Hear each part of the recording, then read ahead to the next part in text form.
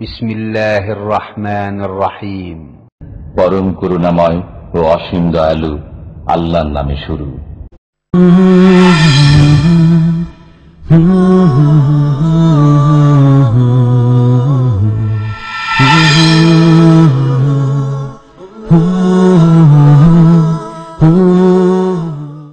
ومن أحسن قولا ممن دعا إلى الله وعمل صالحا وقال إنني من المسلمين. أعوذ بالله من الشيطان الرجيم. بسم الله الرحمن الرحيم. ألف لام را كتاب أحكمت آياته ثم فصلت من لدن حكيم خبير.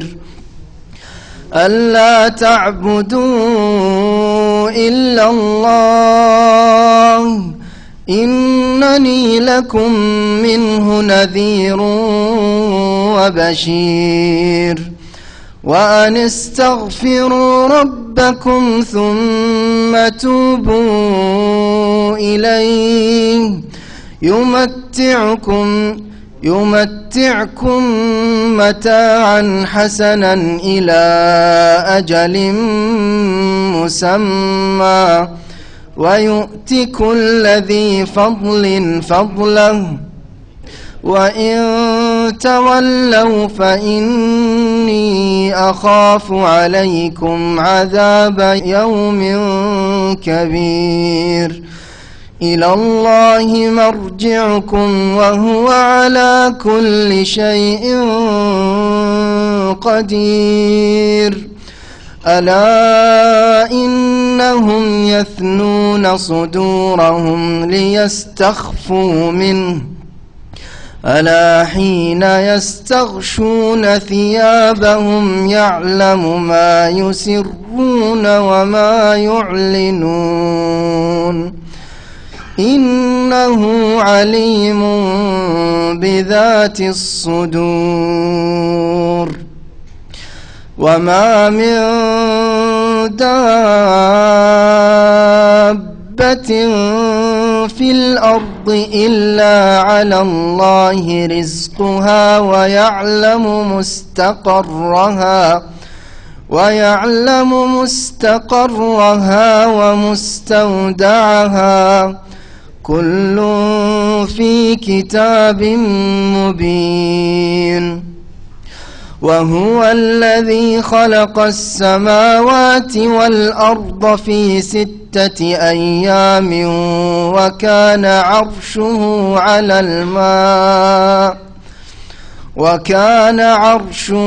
على الماء ليبلوكم أيكم أحسن عملا.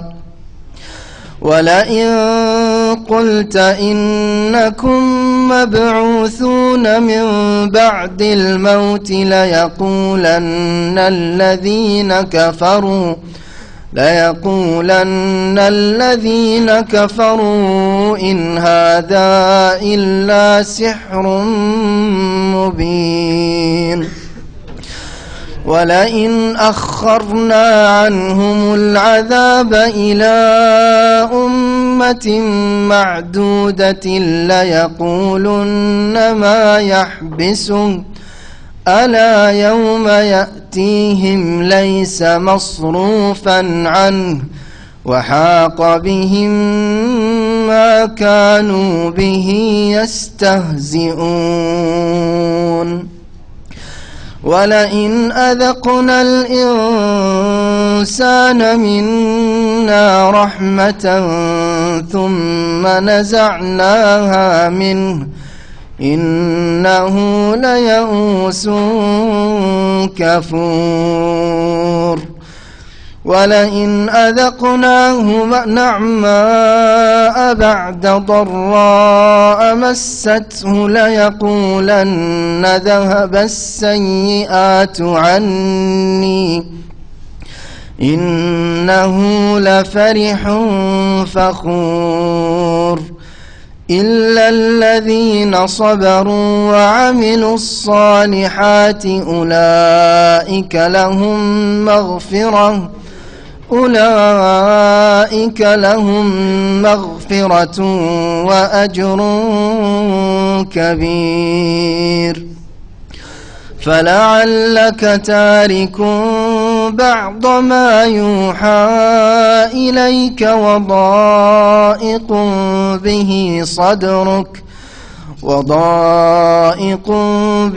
صدرك أن يقولوا لولا أنزل عليه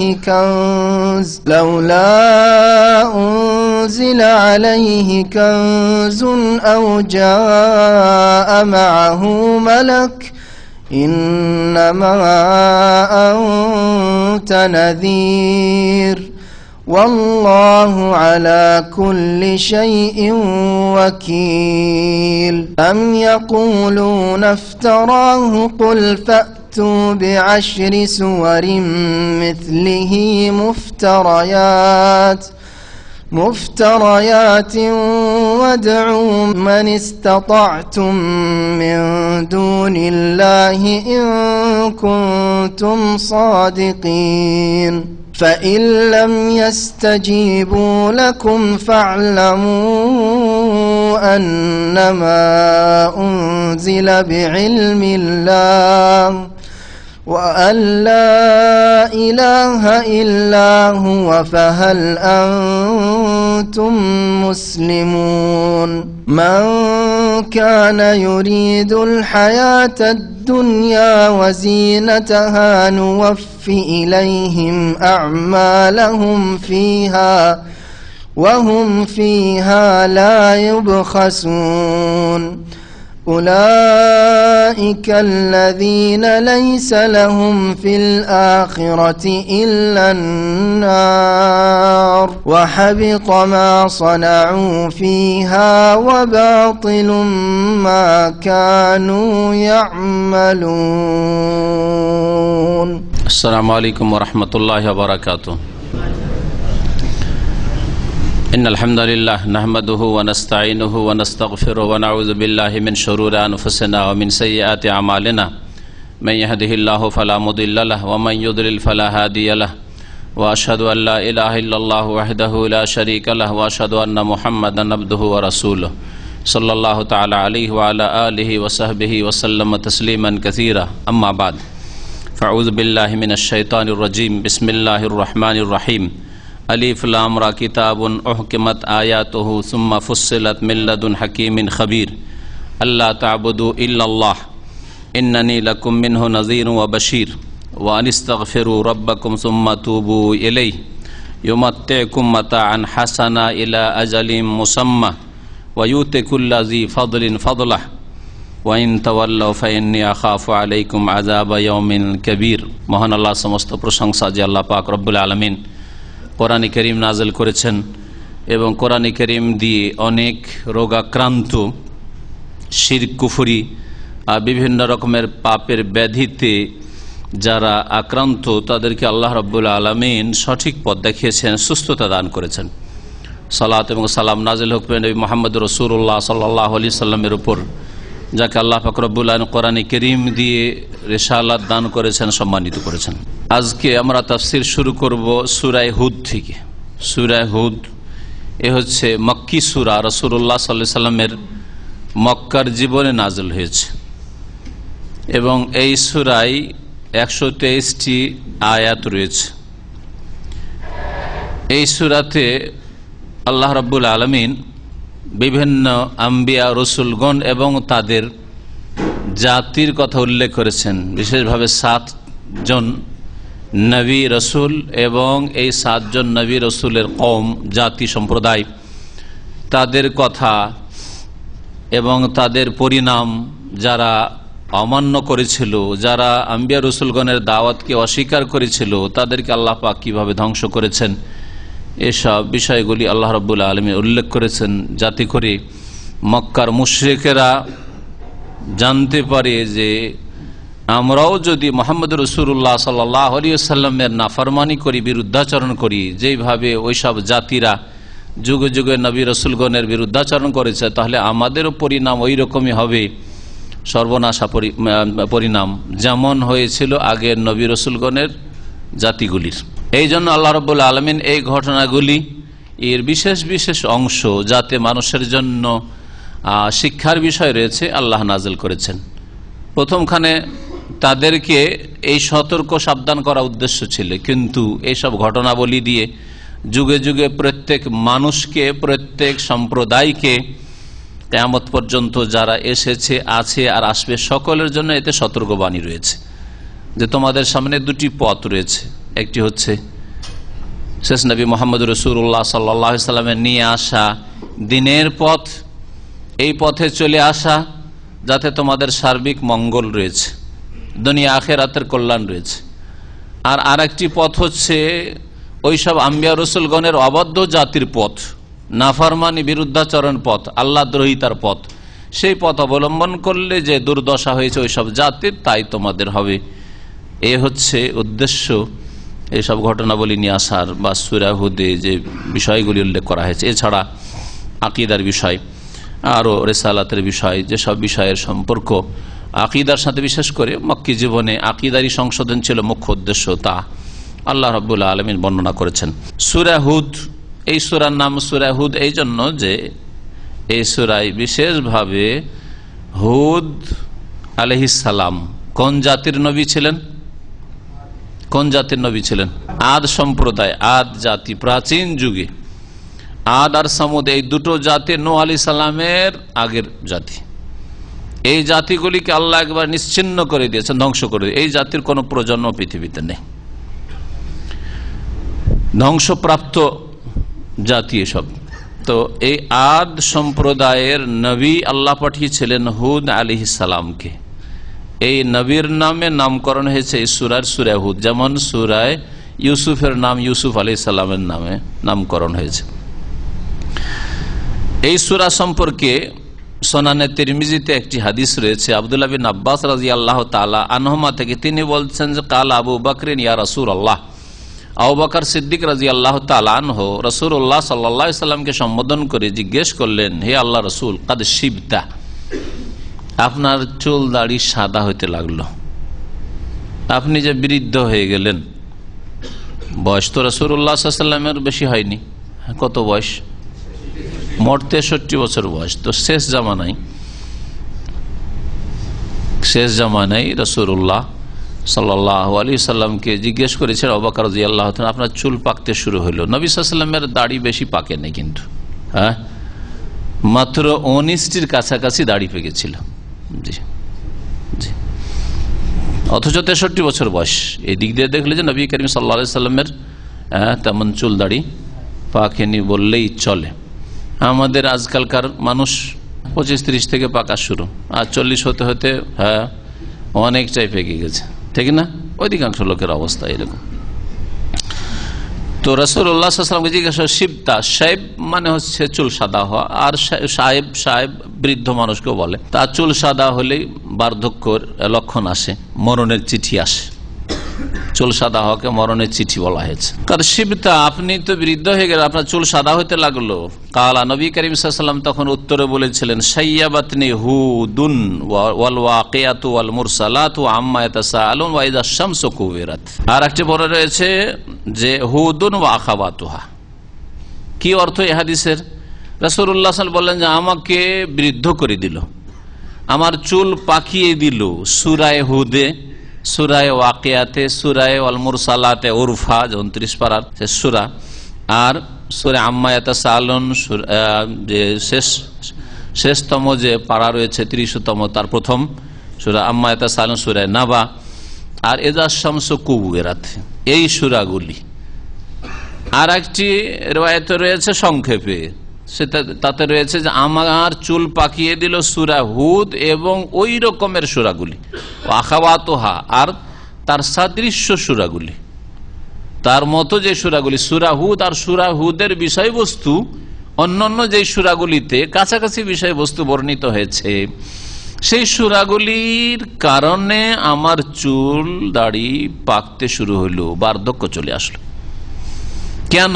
রহস্য কি? ভাষ্যকাররা এই হাদিসের ভাষ্যে সারাতে বলেছেন যে কিয়ামত এবং কিয়ামতের যে দৃশ্যগুলি রয়েছে, কিয়ামতের যে ভয়াবহতার যে বিভিন্ন দৃশ্যগুলি রয়েছে, এই সবগুলি, এই চিত্রগুলি তুলে ধরা হয়েছে এই সূরাগুলিতে।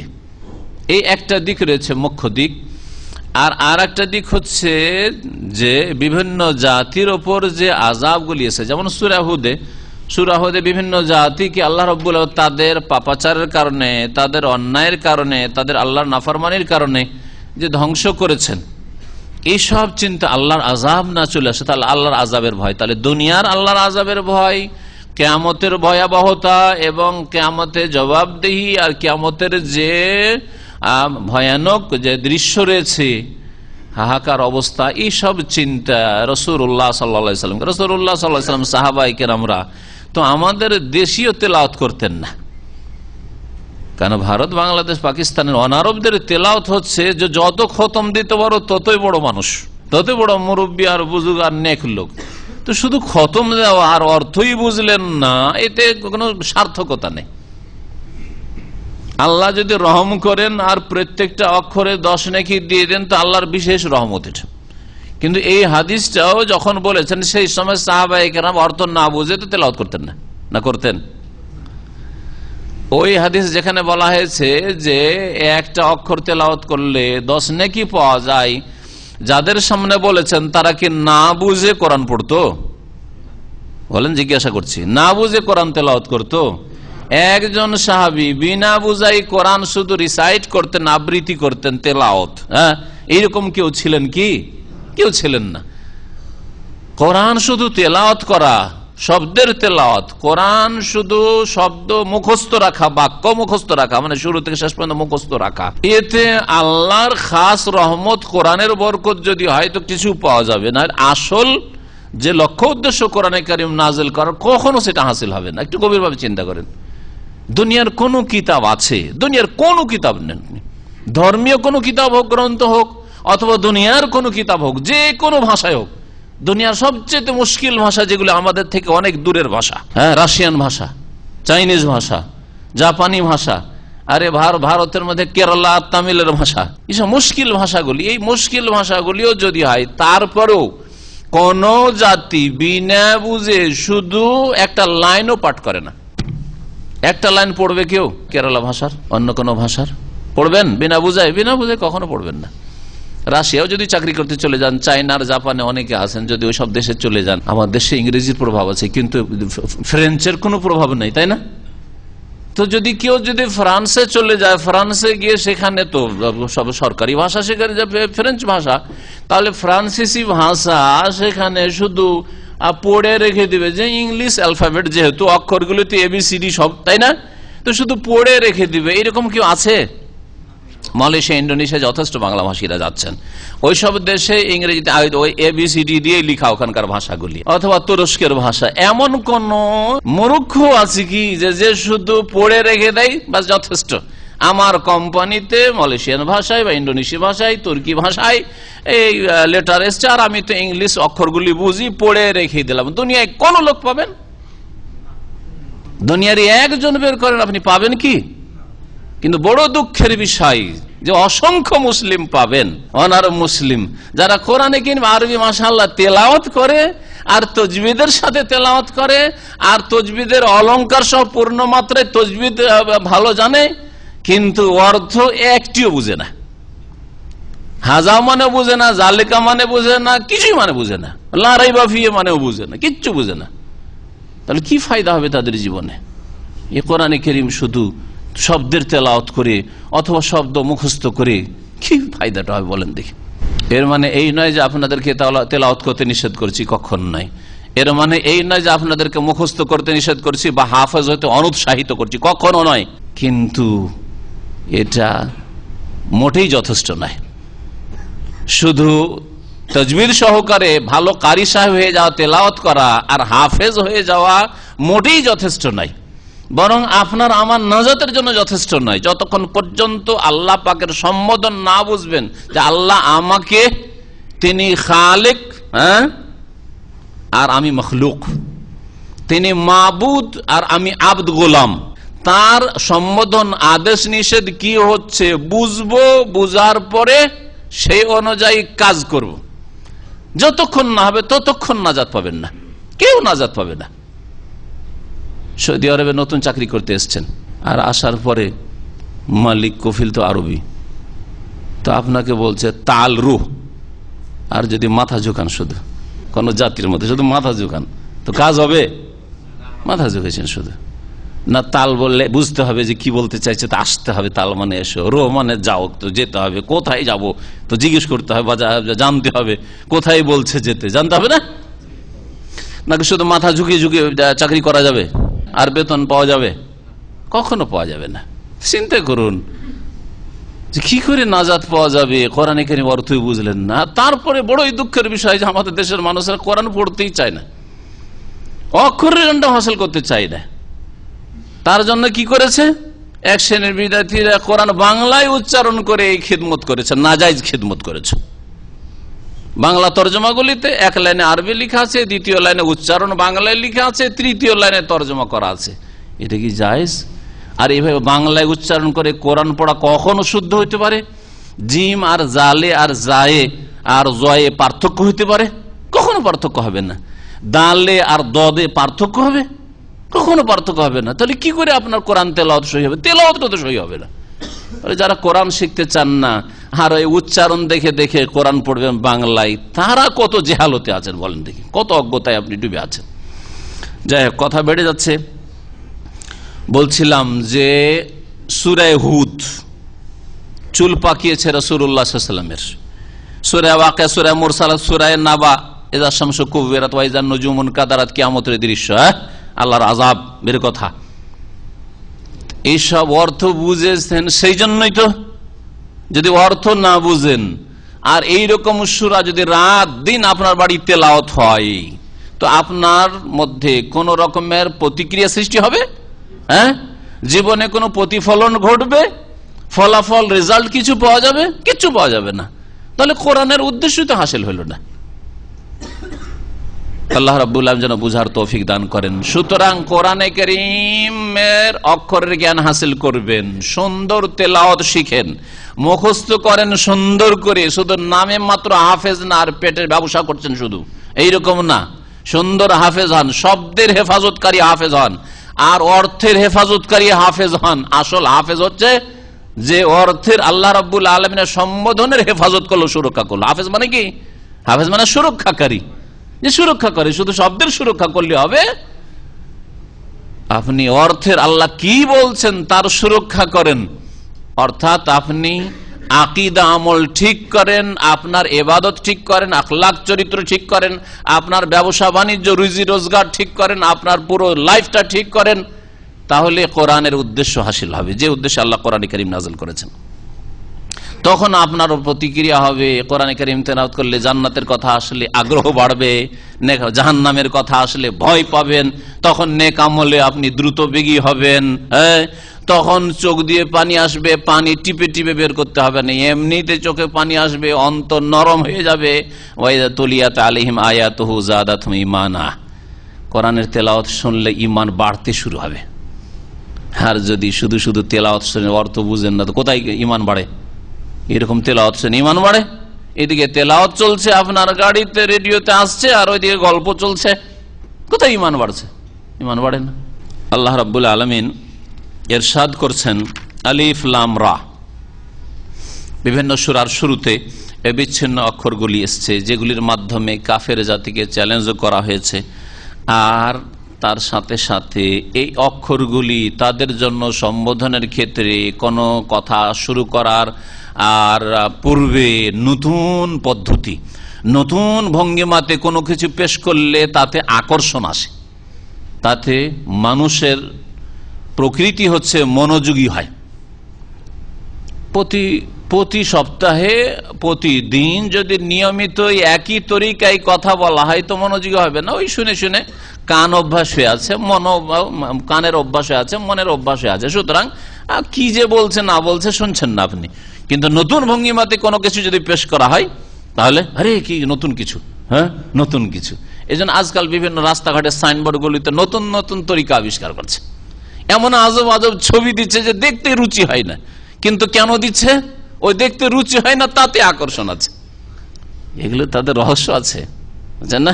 আর যেসব দেশে মহিলার ছবি দেওয়া হয়, নাজায়েজ হারাম ছবি রাস্তাঘাটে দেওয়া হয়, একটা বিড়ি সিগারেট বিক্রি করলো মহিলার ছবি, একটা ম্যাচেস বিক্রি করলো তার অ্যাডভার্টাইজ দিল মহিলার ছবি, বোঝা গেছে? আরো কিছু বলেন, আর একটা ব্লেড বিক্রি করেছে, একটা ব্লেড, তার পাশেও মহিলার ছবি। আর ব্লেডের সাথে মহিলার কি সম্পর্ক? কিন্তু শয়তান প্রকৃতির লোকেরা মহিলাদেরকে ব্যবহার করে সব জায়গায়, কারণ বদ প্রকৃতির আকর্ষণ আছে মহিলার ছবির দিকে, যার ফলে পড়বি না তুই আমার এটা অ্যাডভার্টাইজটা, ওই যে মহিলার ছবি দেবো, তা মহিলাকে দেখতে গিয়ে পড়বি তুই, বুঝা গেছে? হ্যাঁ, নতুন তরিকা আবিষ্কার। আল্লাহ রাব্বুল আলামিন এই জন্য আলিফ লাম মিম আলিফ লাম রা, কাফেররা শুনবি না কোরআন বলছে, ওয়াকালাল্লাযীনা কাফারু লা তাসমাউ লিহাযাল কোরআন। সূরা ফুসসিলাত আল্লাহ বলছেন কাফেররা বলতে কোরআন শুনবে না, লা তাসমাউ লিহাযাল কোরআন শুনবে না, শুনবে না, কেউ শুনবে না। ওয়ালগাউ ফি, হইচই করো যাতে শুনতে না পাও। লাআল্লাকুম তাগলিবুন, তাহলে জিততে পারবে, না হলে তোমাদের সবগুলিকে হারতে হবে। বাড়ি থেকে স্ত্রী বেরিয়ে চলে যাবে, হ্যাঁ ছেলে মেয়েরা বেরিয়ে চলে যাবে, মুসলমান হয়ে যাবে। আল্লাহ তখন এই ভঙ্গিমাতে আলিফ লাম মিম, আরে কি বলছে রে, আরে কি রে, আলিফ লাম মিম কাফ হা ইয়া আইন সাদ, হ্যাঁ কি বলছে দেখি, মোহাম্মদ কি বলতে চায়, মনোযোগী হচ্ছে। এটা একটা রহস্য। যতগুলি কথা বলা হয়েছে এইসব বিচ্ছিন্ন অক্ষরগুলি সম্পর্কে, সেসব কথার মধ্যে এই দুটো কথা যুক্তিযুক্ত। নবী করিম সাল্লাল্লাহু আলাইহি ওয়াসাল্লাম কিছু বলে দেননি যে আলিফ লাম রায়ের উদ্দেশ্য কি, আলিফ লাম মিমের উদ্দেশ্য কি, আর কাফের উদ্দেশ্য কি, এইসব কিছু বলেন নাই। উলামায়ে কেরাম মুফাসসিরিনগণ বিভিন্ন রকমের তাদের বক্তব্য মন্তব্য পেশ করেছেন, তার মধ্যে দুটো বেশি যুক্তিসঙ্গত, এই দুটো পেশ করলো। একটা হচ্ছে চ্যালেঞ্জ করা, যে তোদের কাছে আলিফ থেকে ইয়া পর্যন্ত আছে, হয় কোরআন মান, আর না হলে কোরআনের মতো একটা বই রচনা করে নিয়ে আয়, এক। আর না হলে দ্বিতীয় হচ্ছে যে নতুন ভঙ্গিমাতে কিছু শোনা, যাতে আকর্ষণ বাড়ে, লোকের দৃষ্টি আকর্ষণ করা সম্ভব হয়। কিতাবুন মানে হাজা কিতাবুন, এই হচ্ছে মহাগ্রন্থ, কিতাবুন আজিম। ওহকেমাত আয়াতহু, যার আয়াতগুলিকে সুবিন্যস্ত করা হয়েছে, মহকাম মানে সুদৃঢ় করা হয়েছে, শক্তিশালী করা হয়েছে। কোরআনে কারীমের আয়াতে বড়ই শক্তি রয়েছে, বড়ই ক্ষমতা রয়েছে, মানুষের পাথরের মতো নিষ্ঠুর অন্তরকে গলিয়ে দিতে পারে কোরআনে কারীম, যদি শোনে, উপলব্ধি করে, বুঝার চেষ্টা করে কি বলা হচ্ছে। সুতরাং গুনাহগার আপনি, তো আল্লাহ রাব্বুল তোমাদের সবকিছুই জানছেন। কোন কোন তাফসীরকাররা বলছেন এটা মুসলিমদের ক্ষেত্রে নয়, এটা কাফেরদের ক্ষেত্রে। কাফেররা রাসূলুল্লাহ সাল্লাল্লাহু আলাইহি ওয়াসাল্লামকে দেখলে তার আত্মগোপন করার চেষ্টা করত, ঘৃণার কারণে। তাদের অন্তরে ঘৃণা ছিল যে মুহাম্মদকে দেখবো না, দেখা দিব না, এক। দ্বিতীয় কথা যে মুহাম্মদ সাল্লাল্লাহু আলাইহি ওয়াসাল্লাম দেখতে পেলে আমাদের কাছে এসে দাঁড়িয়ে যাবে আর ওই কোরআনের কথা শোনাইতে শুরু করবে।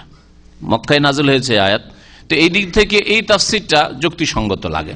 তারা করতো কি, আত্মগোপন করতো, রাসূলের মধ্যে গেলে লুকিয়ে যেত, একটু গুড়িয়ে সরিয়ে যেত, বক্ষ কুঞ্চিত করতো যাতে দেখতে না পায়, একটু চোখের আড়াল হয়ে যায়। দেখলে এসে আমাদেরকে ওই ইসলামের কথা শোনাইতে শুরু করবে আর আমাদের দেবদেবীর বিরুদ্ধে বলা শুরু করবে, আর যেটা আমাদের কাছে পছন্দনীয় না, বরদাস্তের বাইরে, এটা এইরকম করতো। আল্লাহ বলছেন আল্লাহ ইন্নাহুম ইন্নাহুম মানে এই কাফেররা। তাহলে দ্বিতীয় তাফসীর হবে এই কাফেররা কি করতো, তারা বক্ষ কুঞ্চিত করতো, লিয়াস্তাখফু মিনহু, মিনহু মানে আল্লাহ নয়, তাহলে মিনার রাসূল, রাসূল সাল্লাল্লাহু আলাইহি সাল্লাম থেকে নিজেকে গোপন করার জন্য, লুকিয়ে রাখার জন্য, যে রাসূল যেন দেখতে না পায়। দেখতে পেলেই তাকে দেখাও দিতে চায় না, আর দেখতেও চায় না। আর দ্বিতীয় কথা যে দিনের কথা, ইসলামের কথা শোনাতে শুরু করবে, ওই মানবো না, আমার বাপদাদা ধর্মের উপর থাকবো। আল্লাহ রাব্বুল আলামিন তারপরে ইরশাদ করেছেন, ওমা মিন দাব্বাতিন ফিল আরদি ইল্লা আলাল্লাহি রিজকুহা ওয়া ইয়ালামু মুস্তাকাররাহা ওয়া মুস্তাওদাহা কুল্লুন ফি কিতাবিম মুবিন। আল্লাহ রাব্বুল সব কিছুর খবর রাখেন, সবকিছু যদি খবর না রাখবেন তো যত প্রাণী পৃথিবীতে রয়েছে, সমস্ত প্রাণী যারা এই ভূপৃষ্ঠে চলাচল করে, সকলের সে নিজে রুজি সংগ্রহ করার ক্ষমতা রাখুক আর নাই রাখুক, সকলের রিজিকের দায়িত্ব আল্লাহ রাব্বুল আলামিনের। রিজিক পৌঁছাতে হবে, তার জন্য উপজীবিকার ব্যবস্থা করতে হবে। আল্লাহ যদি খোঁজই না রাখবেন তাহলে কি করে রিজিক পৌঁছাবেন, ঠিক না? তাই আল্লাহ রাব্বুল আলামিনের আগের আয়াতের সাথে এই আয়াতের সম্পর্ক এইভাবে, ওমা মিন দাব্বাতিন ফিল আরদি ইল্লা আলাল্লাহি রিজকুহা, ভূপৃষ্ঠে এমন কোন প্রাণী বিচরণকারী নেই। দাব্বা ইয়াদুব্বু মানে বিচরণ করা, সে পায়ের ভরে চলুক আর পেটের ভরে চলুক, 2 পায়ে চলুক আর 4 পায়ে চলুক আর অনেক পায়ে চলুক, অথবা উড়ন্ত পাখি হোক। ওমা মিন দাব্বাতিন ফিল আরদ, ভূপৃষ্ঠে এমন কোন বিচরণকারী জীবজন্তু নেই যার রিজিকের দায়িত্ব আল্লাহর উপর নেই। ইল্লা আলাল্লাহি রিজকুহা, প্রত্যেক জীবজন্তুর রিজিকের দায়িত্ব আল্লাহর উপর রয়েছে। আল্লাহ স্বয়ং রিজিকের দায়িত্ব নিয়েছেন। তারপরে মানুষ একমাত্র ভয় পায়, জানি না জিনেরা ভয় পায় কি পায় না, কিন্তু মানুষ একমাত্র ভয় পায়। কোন পাখিও ভয় পায় না যে বেশি বাচ্চা হয়ে গেলে সমস্যা আছে, ডিমগুলোকে ভেঙে ফেল আছে। হ্যাঁ, কুকুর, শৃগাল, বিড়াল, যত জীবজন্তু রয়েছে, কোন জীবজন্তু দেখাইতে পারবেন না যে ভয় করে বেশি বাচ্চা হয়ে গেলে খাওয়াবে কে, এই চিন্তা করে? চিন্তা করে না। কিন্তু একমাত্র মানুষ, যাদেরকে আল্লাহ এত বিদ্যা বুদ্ধি দিয়েছেন, হ্যাঁ, এত সম্মান দিয়ে সৃষ্টি করে, লাকাদ কাররামনা বানি আদম, আদম সন্তানকে সম্মানিত করে সৃষ্টি করেছি, সেই আদম সন্তান এত চিন্তিত কেন যে তো বিয়ে করলাম, 1 ছিলাম 2 হইলাম, স্ত্রীর পেটের ভাতই তো মুশকিল, তারপরে আবার বাচ্চা হওয়া শুরু হইলো, তো 1টা হইলো, 2টা হইলো, এরপর বেশি হইলে কি করে খাওয়াবো? এই চিন্তা এই মানুষ ছাড়া পৃথিবীর কোন জীবজন্তু করে না। তাহলে যেই মানুষ এত চিন্তা করে যে আমার ছেলে মেয়েকে কেমন করে খাওয়াবো নিয়ে পেরেশান, সেই জন্য বেশি ছেলে মেয়ে নেব না, সে কি অন্য অন্য 4 পায়া জীবজন্তুর চাইতে অধম না? হ্যাঁ, চিন্তা করুন তো দেখি, চিন্তা চেতনার ক্ষেত্রে অধম। উলাইকা কাল আনআম, এদের সম্পর্কিত আল্লাহ বলেছে এরা তো আসলে চতুষ্পদ জন্তুর মতো। আরে চতুষ্পদ জন্তু তো ভালো, ওই সব চিন্তা করে না যে বাচ্চাগুলিকে কি করে খাওয়াবো। বালহুম আজাল, বরং এই মানুষ যারা আল্লাহর দিন থেকে সরে রয়েছে, নিজে রাজ্জাক রিজিক দাতা হয়ে বসে আছে, আল্লাহকে রাজ্জাক মনে করে না, বা শুধু নামে মাত্র মনে করে, আল্লাহর উপর আস্থা ভরসা নেই যে আল্লাহ রিজিক দেবেন, যে আল্লাহ আমার খাবারের ব্যবস্থা করেছে, আল্লাহ আমার স্ত্রীর খাবার ব্যবস্থা করবেন, সে আল্লাহ আমার ছেলে মেয়েদের ব্যবস্থা করবেন, তাদের লেখাপড়া আল্লাহ ব্যবস্থা করবেন। আমার কাজ হচ্ছে হরকত করা, আমার কাজ হচ্ছে নড়াচড়া করা, হরকত করা, আর বরকত দেওয়া আল্লাহ রাব্বুল আলামিনের কাজ। এই কথাটা বিশ্বাস হয় না, অথচ জীবজন্তু বিশ্বাস করে, প্রাকৃতিক ভাবে বিশ্বাস করে, তাদের প্রকৃতিতে আছে, ওই কোনো চিন্তা নেই ওইসব। তাহলে জীবজন্তু অন্য যে রয়েছে এগুলির চাইতে নিকৃষ্ট হলো কিনা? বালহুম আজাল উলাইকা হুমুল গাফিলুন, কারণ এর আল্লাহর দিন থেকে গাফেল, আল্লাহর প্রতি ঈমান থেকে গাফেল, আল্লাহর উপর তাওয়াক্কুল আস্থা ভরসা থেকে গাফেল। এবং আল্লাহ রাব্বুল আলামিন জানেন মুস্তাকাররাহা, প্রত্যেক জীবজন্তুর স্থায়ী অবস্থান স্থল, অমুস্তাওদাহা অস্থায়ী অবস্থান স্থল। স্থায়ী আর অস্থায়ী দুটো অর্থ করেন। অনেকগুলি তাফসির করা হয়েছে, বিভিন্ন তাফসির বিভিন্ন রকম তাফসিরকাররা তাফসির করেছেন, কিন্তু এইভাবে যদি তাফসির করেন তাহলে বোঝা সহজ। মুস্তাকার ইস্তেকরার থেকে, ইস্তাকাররা মানে কোন জায়গায় থেমে যাওয়া, কারার থেকে। আল্লাহ মহিলাদের ক্ষেত্রে বলছেন ওয়াকারনা ফি বুয়ুতিকুন্না, সূরা আহজাব বলছেন তোমরা তোমাদের বাড়িতে কি করো? অবস্থান করো। কারার থেকে ওয়াকারনা, ওয়াকারনা ফি বুয়ুতিকুন্না। আর এখান থেকে মুস্তাকার ইস্তেকরার। আর মুস্তাওদা, হ্যাঁ ওয়াও দাল আইন, হ্যাঁ মুস্তাওদা বলা হয় স্টোরকে বলা, হ্যাঁ স্টোরকে বলা হয়। আজকাল মুস্তাওদা কাকে বলছে? স্টোরকে বলছে, গুদাম, গুদামকে মুস্তাওদা বলা হচ্ছে। তো মুস্তাওদা মানে করলাম অস্থায়ী অবস্থান স্থল, স্থায়ী আর অস্থায়ী। মুস্তাকার, তাহলে এই দুটো তাফসীর কি? একদল বলছেন মুস্তাকার, যেমন ইবনে কাসিরে বলা হয়েছে, মুস্তাকার মানে হচ্ছে আপনার দুনিয়ার বাসস্থান। আল্লাহ জানেন যে তোমার বাসস্থান কোথায়, তোমার জন্মস্থান মাতৃভূমি কোথায়, হ্যাঁ মায়ের পেট থেকে ভূমিষ্ঠ কোন কোন গ্রামে কোন দেশে হবে, আর তারপরে কোথায় তোমার শৈশব, তোমার যৌবনকাল ইত্যাদি, আর লেখাপড়া আর চাকরি হতে পারে। দেশে তো মানুষ হলেন, কিন্তু সারা জীবনটা বিদেশে কাজকর্ম করে কেটে গেল। আল্লাহ জানেন যে তোমার রিজিক দেশে নেই, বাইরে আছে। মত বিদেশে হয়ে গেল, বিদেশে মত হয়ে গেল, আল্লাহ জানেন সবকিছু। তো মুস্তাকার মানে দুনিয়ার বাসস্থান, আর মুস্তাওদা মানে হচ্ছে কবর। তোমার কবর কোথায়, যেটা তোমার স্টোর, তোমার গোদাম, তোমাকে গোদাম করে রেখে চলে আসবে, থাকো এখানে কিয়ামত পর্যন্ত।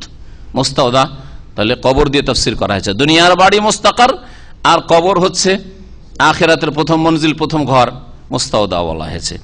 কেউ কেউ তাফসীর করতে গিয়ে বলেছে মুস্তাকার মানে মাতৃগর্ভ। ওয়ালা মুস্তাকার, আল্লাহ জানেন যে কোন মানুষের আর কোন জীবের, কোন প্রাণীর মাতৃগর্ভ কোনটা।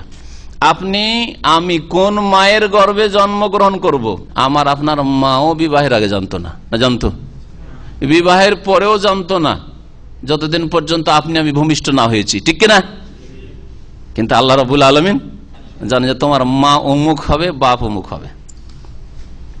যদি কেউ বলে আমার বাপ যদি আমার মাকে বিয়ে না করতো, তাহলে তো আমি আমার এর পেটে আমি জন্মগ্রহণ করতাম না। অথবা এই মায়ের পেটে জন্মগ্রহণ করলেও মায়ের পেটটা ঠিক রাখলেন, কিন্তু বাপকে ঠিক রাখলেন না, এই বাপের সন্তান, তাহলে হইতাম না, ঠিক কিনা? এরকম বলাটা কি ঠিক? আল্লাহর এটাই ফায়সালা আছে যে বাপ অমুক হবেন আর মা আপনার অমুক হবেন। ওয়ালা মুস্তাকাররাহ মুস্তাওদা। আল্লাহ রাব্বুল আলামিন এই ইলমের কোন আদি অন্ত নেই, শুরু নেই। আল্লাহ সব সময় জানেন যে আপনি কোন মাতৃগর্ভে জন্মগ্রহণ করবেন আর কোন বাপের ওরসে আপনি জন্মগ্রহণ করবেন। কেউ কেউ দ্বিতীয় তাফসীর তো শুনলেন, তাহলে মাতৃগর্ভ কোনটা বললাম? মুস্তাকার। আর মুস্তাওদা হচ্ছে পৃথিবী, এই দুনিয়ার জীবন। মাতৃগর্ভ থেকে দুনিয়া আসার পরে আপনি কোথায় বসবাস করবেন, মুস্তাওদা। আর কেউ কেউ বলেছেন যে ইয়ালা মুস্তাকাররাহা ওয়া মুস্তাওদাহা, এ সম্পর্কে দুনিয়া আখিরাতের জীবন ইত্যাদি দিয়ে তাফসীর করেছেন। যা হোক, এই দুটি তাফসীর আমাদের জন্য যথেষ্ট। কুল্লুন ফি কিতাবিম মুবিন, প্রত্যেকটি বস্তু সুস্পষ্ট বা স্পষ্টকারী কিতাবে, গ্রন্থে রয়েছে, মানে লৌহে মাহফুজে রয়েছে। ভাগ্যলিপিতে তকদির যেখানে লেখা রয়েছে সবকিছু লেখা রয়েছে। তো আল্লাহ রাব্বুল আলামিন সবকিছু জানছেন। ওয়া হুয়াল্লাযী খালাকাস সামাওয়াতি ওয়াল আরদা ফি সিত্তাতি আইয়াম, আল্লাহ সেই সত্তা যিনি আকাশসমূহ এবং পৃথিবী সৃষ্টি করেছেন 6 দিনে। 6 দিনে আল্লাহ রাব্বুল আলামিন আকাশ এবং জমিন সৃষ্টি করেছেন। শুরু হয়েছিল সৃষ্টি কোন দিন থেকে? রবিবার থেকে, আর শেষ হয়েছে শুক্রবারে, শুক্রবারে শেষ হয়েছে। ওয়া কানা আরশু আলাল মা, আর সেই সময় আল্লাহর আরশ ছিল পানির উপর। তার মানে আসমান জমিন সৃষ্টির পূর্বে পানি ছিল। পানি তাহলে কোথায় ছিল? জমিন ছিল না তো পানি আবার কোথায় ছিল? তাফসীরকাররা বলছেন পানি হাওয়ার উপর ছিল, বাতাসের উপর ছিল। আল্লাহু আলাম। আল্লাহর আরশ, হ্যাঁ, তাহলে আসমান জমিন সৃষ্টির পূর্বে পানি ছিল, আর পানির পূর্বে আরশ ছিল, ঠিক না? আরশ ছিল। লিয়াবলুয়াকুম, আরশ আগে না কলম আগে? কলম আগে। তার মানে আল্লাহ যখন প্রথম কলম সৃষ্টি করেন তখন আল্লাহর আরশই ছিল না, তাই না? আল্লাহর আরশ, আল্লাহ কোথায় ছিলেন তাহলে? ফাঁসিয়ে দিলাম নাকি আপনাদেরকে?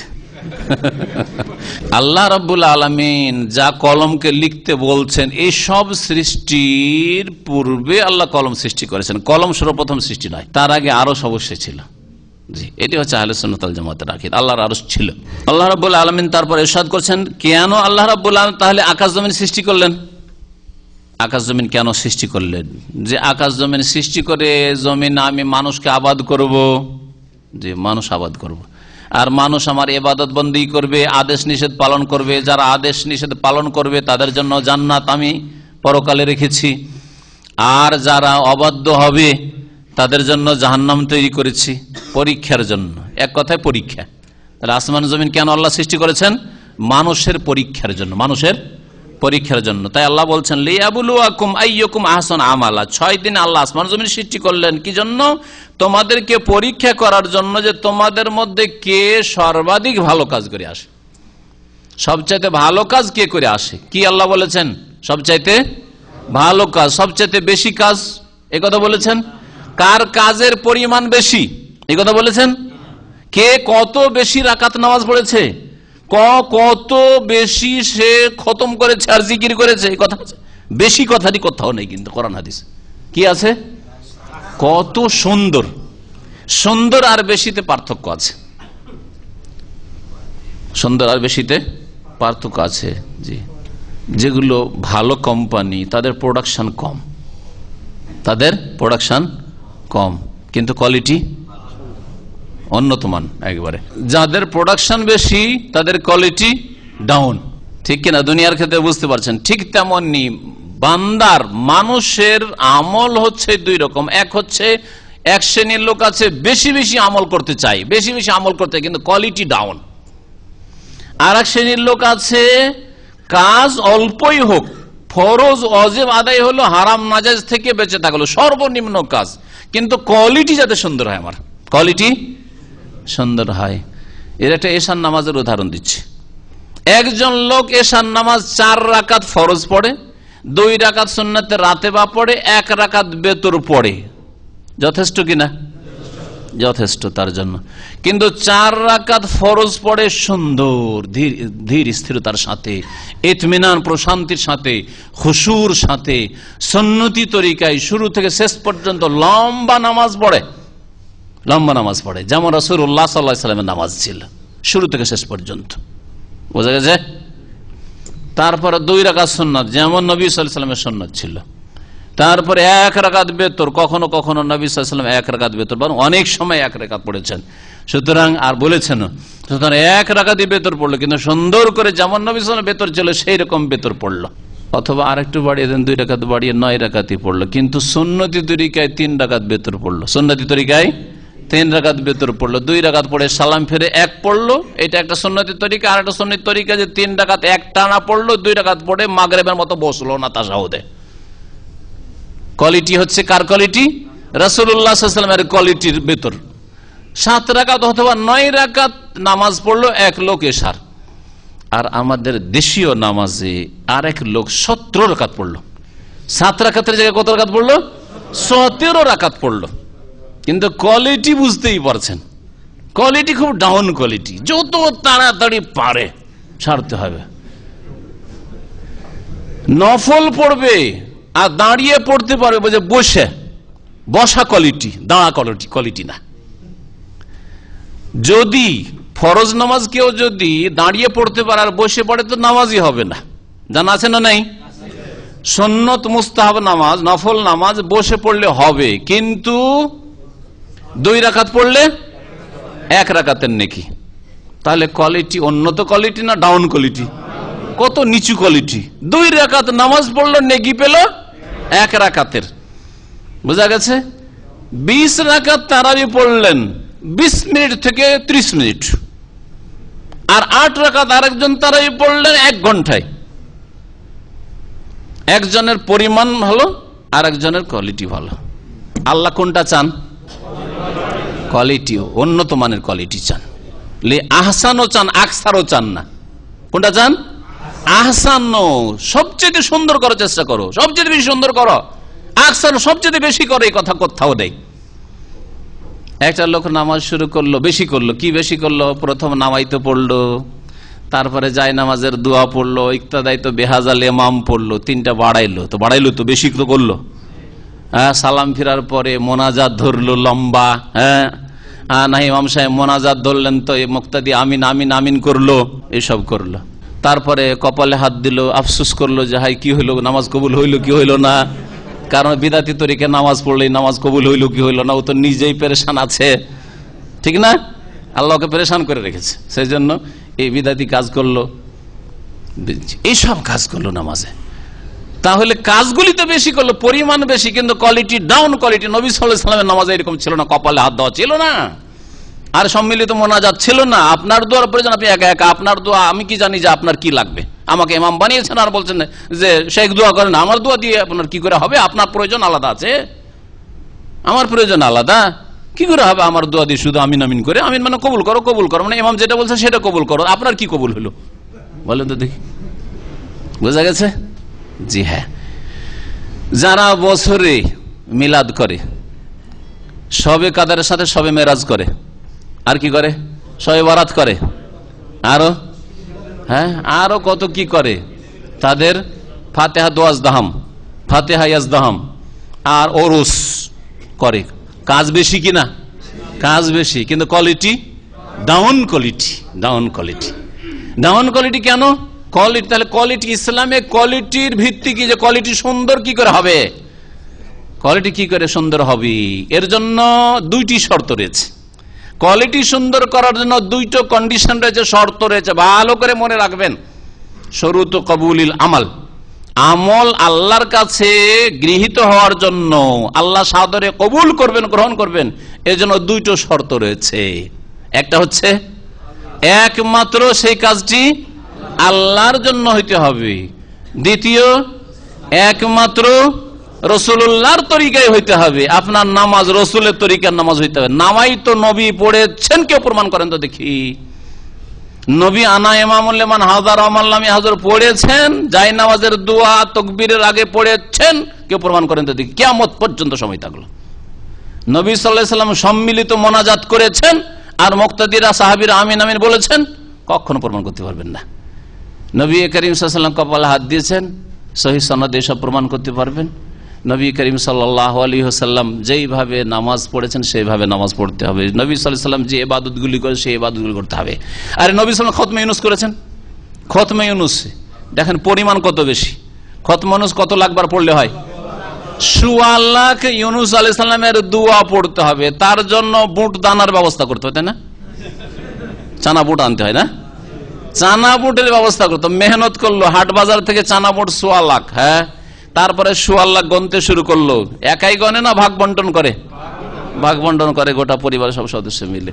এই মেহনত সারাদিন করছে, আমেলাতুন নাসিবা, আমলও করলো আর কঠোর পরিশ্রম করলো। কিন্তু তারপরের আয়াতটা তাফসীরটা পড়ে নেন একটু। তাসলা নারান হামিয়া, নবীর তরিকায় যদি না হয় তাহলে জ্বলন্ত আগুনে প্রবেশ করতে হবে। ইউনুস আলাইহিস সালামের দোয়া আপনি পড়েন, কিন্তু ১৬ লাখ নির্ধারণ করার এখতিয়ারটা আপনাকে দিল কে বলেন? এটা নবী করেছেন। তারপর এর নাম যে খতমে ইউনুস, এই নামটা দেওয়ার অধিকারটা আপনাকে দিল কে? নবী দিয়েছেন এটা? হ্যাঁ, এই তরিকা কে দিল যে বালা মুসিবত আসলে হ্যাঁ খতমে ইউনুস করতে হবে। আর কেউ যদি মুমূর্ষু অবস্থায় থাকে, এদিকেও না ওইদিকেও না, আসেও না যায়ও না, আরে যাবি যা বাবা, আর না হলে ফিরে আয় তাড়াতাড়ি, তুই এরকম পেরেশান কেন করছিস? তো খতমে জালালি শুরু কর। এই খতমে জালালি কে দিল তোমাকে বলেন দেখি? কে দিল খতমে জালালি? শুনেছেন না শোনেননি? জালালি, জালালি খতম একদিক হবে হবে। আর ফজিলতে কি লিখেছে যে আপনার হয় ভালো হবে, আর ভালো হওয়ার না থাকে তো তাড়াতাড়ি বিদায় নিবে, পেরেশান করবে না আপনাকে। আস্তাগফিরুল্লাহ। আপনার বাপ আপনার মা কত কষ্ট করে মানুষ করেছে, আর ওকে বলছেন যে আসবি সোজা চলে, না হলে যা ধাক্কা দিয়ে বিদায় করে দেবো খতমে জালালি করে। হ্যাঁ, লাউযুবিল্লাহ। কোথায় বলেন এটা? নবী করিম সাল্লাল্লাহু আলাইহি ওয়াসাল্লাম দিয়েছেন। তাহলে পরিমাণ আমল তো অনেক বেশি বিদাতীদের, কিন্তু কোয়ালিটি ডাউন কোয়ালিটি নবীর তরিকার না। আল্লাহ আকসারও চাননি, আহসানও চেয়েছেন। ভালো করে আবার বুঝেন দুটো শব্দ। আহসান মানে সবচাইতে ভালো। সবচাইতে ভালো আমল হচ্ছে আল্লাহর জন্য একমাত্র হইতে হবে, আর আল্লাহ রসুলের তরিকা হইতে হবে। দুটো শর্ত সহজ ভাষায় মনে রাখবেন।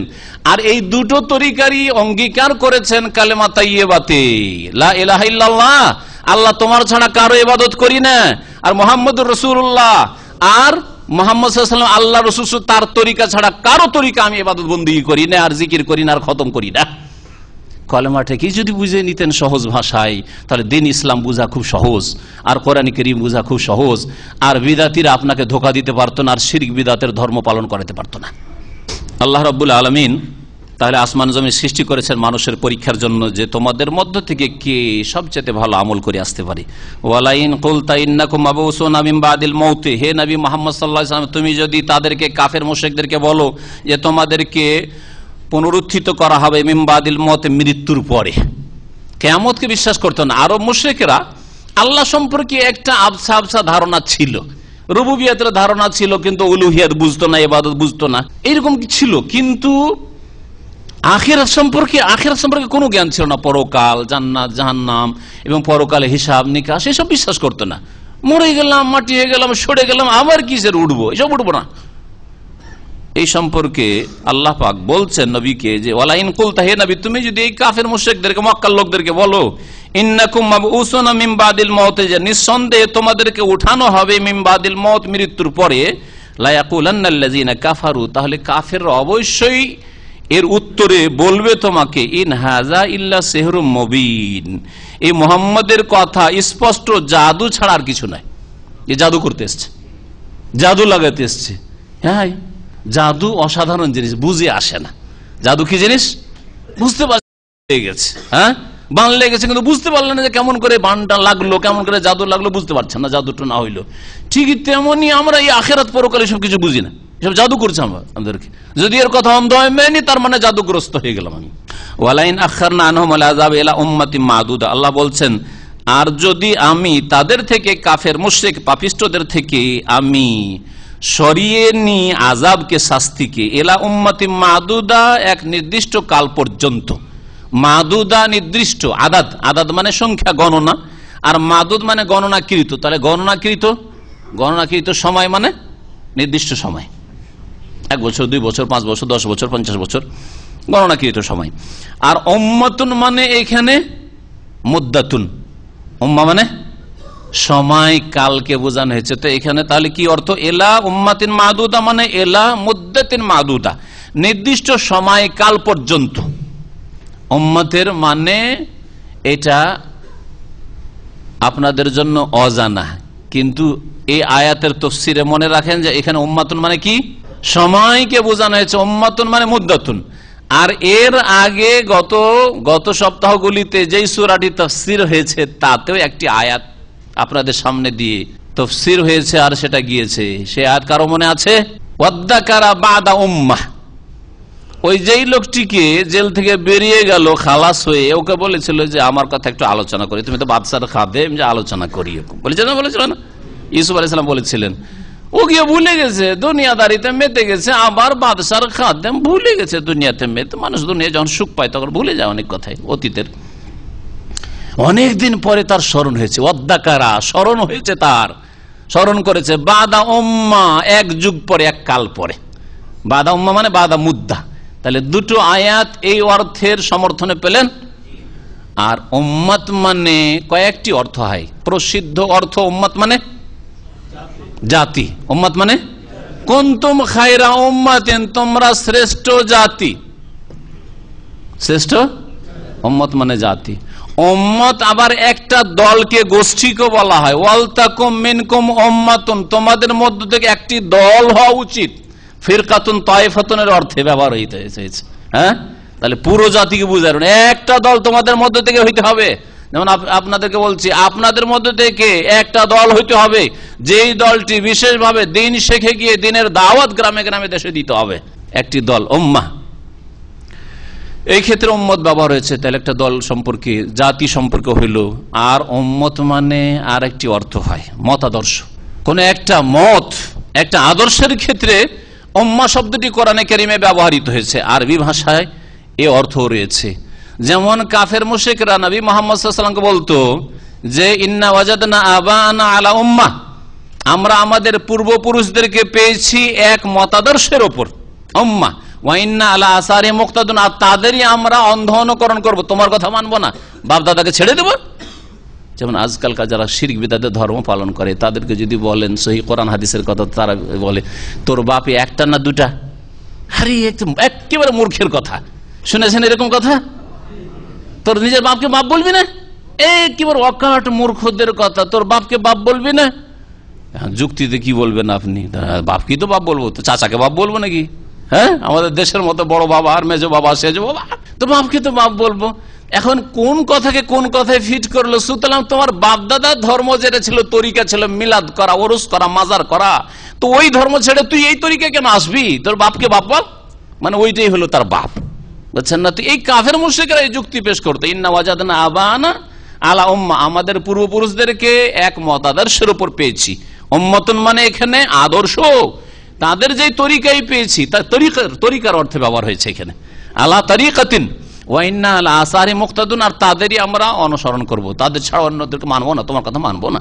আর একটি অর্থ ইব্রাহিম আলাইহিস সালাম সম্পর্কে ব্যবহৃত হয়েছে। এই আয়াতের তাফসীর আপনাদের সামনে দিয়ে গিয়েছে এর আগে। ইন্না ইব্রাহিমা কানা উম্মাতান, ইব্রাহিম আলাইহিস সালাম উম্মত ছিলেন।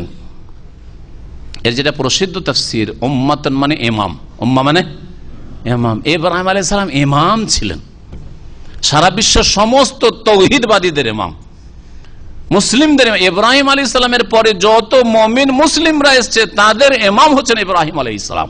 ইন্না ইব্রাহিমা কানা উম্মাতান কানিতান লিল্লাহি হানিফা ওয়া লাম ইয়াকুম মিনাল মুশরিকিন। কয়টা অর্থ হলো তাহলে? উম্মত মানে হচ্ছে সময়কালে, যেমন দুটি আয়াতে বললাম। উম্মত মানে হচ্ছে জাতি, উম্মত মানে হচ্ছে কোন একটা দল, ছোট দল। উম্মত মানে হচ্ছে ইমাম, উম্মত মানে হচ্ছে মতাদর্শ। তো আল্লাহ রাব্বুল আলামিন বলছেন যে তাদেরকে যদি আমি অবসর দিই বা তাদের থেকে আযাবকে আমি সরিয়ে দিই, আখারা ইউআখির মানে আযাবে শাস্তিতে বিলম্ব করে দিই, এলা উম্মাতিন মাদুদা এক নির্দিষ্ট কাল পর্যন্ত লা ইয়াকুলুন্না, তাহলে অবশ্যই তারা বলবে মা ইয়াহবেসহু, এত অধৈর্য এবং তারা অবিশ্বাসী আর এত সন্দিহান। মা ইয়াহবেসহু, এই তোমার শাস্তির যে চ্যালেঞ্জ ছিল সেটাকে কিসে বাধা দিল? মা ইয়াহবেসু মানে আইয়ু শাইইন, মা ইস্তিফহামিয়া, জিজ্ঞাসামূলক। এখানে মা ইয়াহবেসহু, কোন জিনিসটাতে আযাবে শাস্তি আসতে বাধা দিল? তার মানে নবী মুহাম্মদ সাল্লাল্লাহু আলাইহি সাল্লামকে তারা ঠাট্টা মজাক করা শুরু করে। এ মুহাম্মদ, তুমি তো বলছিলে যে আমরা যদি তোমাকে না মানি আর তোমার কোরআনের কথা না মানি তো নাকি আল্লাহর আযাব আসবে। তো তুমি যে বলেছিলে আযাব, আল্লাহ বলছেন যে আযাব দেওয়ার কথা আমার নবীর মাধ্যমে বলে দেওয়ার পরে যে 2, 4, 5 বছর 10 বছর আযাব না দিই, এরা চ্যালেঞ্জ করা শুরু করে, ঠাট্টা মজাক করা শুরু করে যে কোথায় তোমার মায়া হবে সহু, কোথায় তোমার আযাব গেল? আল্লাহ পাক বলছেন যে শুনে রাখো, ইয়াউমা ইয়াতিহিম, যেদিন তাদের কাছে আযাব এসে যাবে, লাইসা মাসরুফান আনহুম, তখন তাদের থেকে আযাবকে ফিরানো হবে না, কোনো শক্তি ফিরাতে পারবে না। ওয়া হাকা বিহিম মা কানু বিহি ইস্তাহজিউন, যা নিয়ে তারা ঠাট্টা উপহাস করত তা তাদেরকে ঘিরে ফেলবে। ওয়ালাইন আযাকনাল ইনসানা মিন্না রাহমা, আর মানুষের কিছু বদ প্রকৃতির কথা আল্লাহ রাব্বুল উল্লেখ করছেন। মানুষের এটা প্রকৃতি, যখন এই প্রকৃতিকে আপনি গাইড করবেন না কোরআন সুন্নাহ দিয়ে, ওহী দিয়ে, তখন প্রকৃতি বাঁকা পথে চলে যাবে। আল্লাহ রাব্বুল আলামিন বলছেন ওয়ালাইন আযাকনা ইনসানা মিন্না রাহমা, আমি যদি আমার পক্ষ থেকে মানব জাতিকে কোন দয়ার আস্বাদন করাই, আল্লাহ রাব্বুল যদি কোনো সুখ শান্তি দেন, সুম্মা নাযানাহা, দিলেন, তারপরে যদি তা আমি ছিনিয়ে নিই, খুব সুখ আসলো, তারপর আল্লাহ ছিনিয়ে নিলেন, তাহলে মানুষের স্বভাব কি? ইন্নাহু লা ইয়াউসুন কাফুর, তাহলে মানুষ বড়ই নিরাশ এবং বড় অকৃতজ্ঞ হয়ে যায়। 10 বছর মাশাআল্লাহ একটা ভালো চাকরি আল্লাহ দিলেন, আর তারপর হঠাৎ করে এক্সিট লেগে গেল বা চাকরিটা চলে গেল, দেশের হোক আর বিদেশের হোক, তারপরে আপনি একবার হতাশ, আর অশান্তির শেষ নেই, আর আল্লাহ যে এতদিন সুখ দিয়েছেন আর এত অনেক কিছু করেছেন, কোন আল্লাহ রাব্বুল আলামিনের শুকরিয়াও নেই, অকৃতজ্ঞ। মানুষের কাছে আল্লাহ রাব্বুল আলামিন নিয়ামত দেওয়ার পর যদি ছিনিয়ে নেন তো মানুষ কি হয়ে যায়? নিরাশ হয়ে যায় আর অকৃতজ্ঞ হয়ে যায়। ওয়ালাইন আযাকনাহু না'মা বা'দা দাররা, আর কষ্টের পরে যদি আল্লাহ সুখ দেন, এখানেও মানুষের বদ স্বভাব একটা রয়েছে। ওয়ালাইন আযাকনাহু না'মা, আর যদি তাদেরকে আস্বাদন করাই নিয়ামত সমূহ, অনুগ্রহ, বা'দা দাররা, ক্ষয়ক্ষতির পরে, বিপদ আপদের পরে, মাসসাতু, যা তাকে স্পর্শ করেছে, মানুষকে স্পর্শ করেছে, লা ইয়াকুলান্না, তাহলে মানুষের স্বভাব হচ্ছে যে বলে যাহাবাস সাইয়্যাতু আন্নি, এত উৎফুল্ল হয়, এত আনন্দিত উল্লাসিত হয় যে বলে যাহাবাস সাইয়্যাতু আন্নি, আমার সব দুঃখ কষ্ট গেছে, আমার সব বালা মুসিবত দুঃখ কষ্ট গেছে। সাইয়্যাতুনের জমা হচ্ছে সাইয়্যাত, সব মন্দ দিকগুলি গিয়েছে। ইন্নাহু লাফারিহুন ফাখুর, তখন নিঃসন্দেহে কি হয়ে যায়? বড় উৎফুল্লিত হয়, উৎফুল্ল হয়, আর ফখুর আর অহংকারী হয়ে যায়। আল্লাহ রাব্বুল আলামিন নিয়ামত দিলে তখন অতীতকে ভুলে যায়। যারা গরিব মানুষ ছিল, দেখা যায় যে হঠাৎ করে ধন আসলে অহংকারী হয়ে যায়, দাম্ভিক হয়ে যায়, আর কি হয়ে যায়? এমন আনন্দ উল্লাসে মেতে উঠে যে আর খুশির শেষ থাকে না। এইরকমটা যাতে না হয়, এটা হচ্ছে খারাপ স্বভাব। আল্লাহ রাব্বুল আলামিন সন্তুষ্টি অর্জনের চেষ্টা করতে আল্লাহর নিয়ামত থেকে, এবং আল্লাহ রাব্বুল আলামিনের শুকরিয়া আদায় করতে হবে। মুমিন সম্পর্কে নবী করিম সাল্লাল্লাহু আলাইহি ওয়াসাল্লামের সহিহ হাদিস রয়েছে, সহিহ মুসলিমে, যে আজাবাল আমরিল মুমিন, মুমিনের বিষয়টি সবসময় আশ্চর্যজনক, সবসময় আশ্চর্যের বিষয়। ইন্না আমরাল মুমিনি কুল্লাহু খাইর, মুমিনের জীবনটা সবটাই হচ্ছে কল্যাণ আর কল্যাণ, সুখেও কল্যাণ, দুঃখেও কল্যাণ, আমাদের সব অবস্থায় কল্যাণ রয়েছে। ওয়ালাইসা যালিকা ইল্লা লিল মুমিন, এটা মুমিন মুসলিম ছাড়া কাফের কখনো হাসিল করতে পারে না, মুনাফিক মুশরিক কখনো হাসিল করতে পারে না। একমাত্র আল্লাহর প্রতি ঈমানদার মানুষ এই নিয়ামত হাসিল করতে পারে যে সুখেও সুখ আর দুঃখেও সুখ, সবসময় সুখ। নবী করিম সাল্লাল্লাহু আলাইহি ওয়াসাল্লাম বলছেন কিভাবে ইন আসাবাথু সাররা, যদি সুখ আসে, সুখের দিন নেমে এসেছে, সুখের সময় এসে গেছে, সুখ আর সুখ, কোনো দুঃখ নেই, কষ্ট নেই, তাহলে শাকারা, শুকরিয়া আদায় করে। আর শুকরিয়া আদায় করলে ফাকানা খায়র আল্লাহ, তার জন্য কল্যাণ করে, আল্লাহ নিয়ামত আরো বাড়িয়ে দেন, বৃদ্ধি করে দেন। ওয়াইন আসাবাথু দাররা, আর যদি বিপদ আপদ অনিষ্ট আসে, বালা মুসিবত আসে, রোগ বালা মুসিবত, বিপদ আপদ, দুর্ঘটনা, এরকম যদি কিছু হয়, ক্ষয়ক্ষতি, আর্থিক ক্ষয়ক্ষতি ইত্যাদি, তাহলে সাবারা, ধৈর্য ধারণ করে। আর ধৈর্য ধারণ করলে ইন্নাল্লাহ মা'আস সাবিরিন, আল্লাহ ধৈর্যশীলদের সাথে আছেন।